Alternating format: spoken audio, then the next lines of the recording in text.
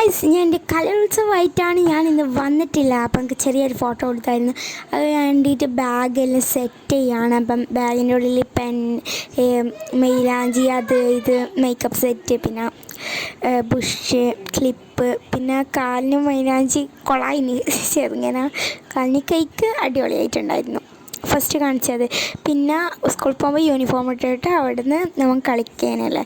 അപ്പോൾ ചങ്ങായിമാരെല്ലാണിത്. അതാണ് എൻ്റെ ഒപ്പനൻ്റെ ഡ്രസ്സ്.